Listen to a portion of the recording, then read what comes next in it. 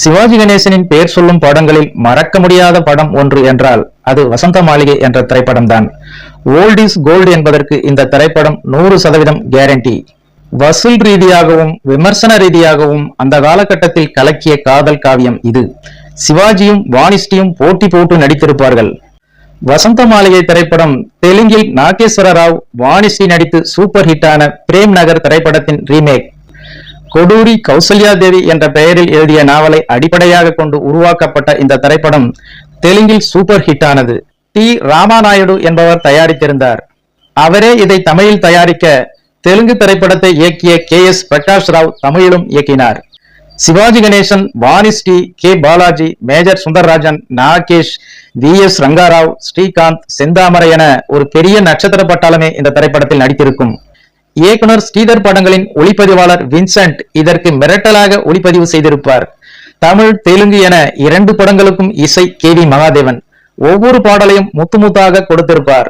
ஒரு கிண்ணத்தை ஏந்துகின்றேன், ஏன் ஏன் குடிமகனே பெருங்குடிமகனே, மயக்கம் என்ன இந்த மௌனம் என்ன, 2 மனம் வேண்டும் இறைவனிடம் கேட்பேன், யாருக்காக இந்த மாளிகை, கலைமகள் கைப்பொருளே என அனைத்து பாடலையும் அதோடு ஒன்ற வைத்த பெருமை இசையமைப்பாளர் KV மகாதேவனை சேரும். வசந்த மாளிகை திரைப்படத்தின் அனைத்து பாடல்களையும் கவியரசர் கண்ணதாசன் தான் எழுதியிருந்தார். பாடலின் ஒவ்வொரு வரியையும் ரசித்து ரசித்து மயங்கலாம் எப்பொழுதும். இப்போது கேட்டாலும் புல்லரிக்க வைக்கிறது பாடல்கள். இந்த படத்திற்காக அமைக்கப்பட்ட பிரம்மாண்ட ஜமீன் பங்களா செட்டும் கண்ணாடியால் அமைக்கப்பட்ட காதல் மாளிகையும் அந்த காலத்தில் ரசிகர்களை வேக்க வைத்த அம்சங்கள். வசந்த மாளிகை என்ற திரைப்படத்தில் முதலாக கதாநாயகியாக ஒப்பந்தமானது ஜெயலலிதா தானாம்.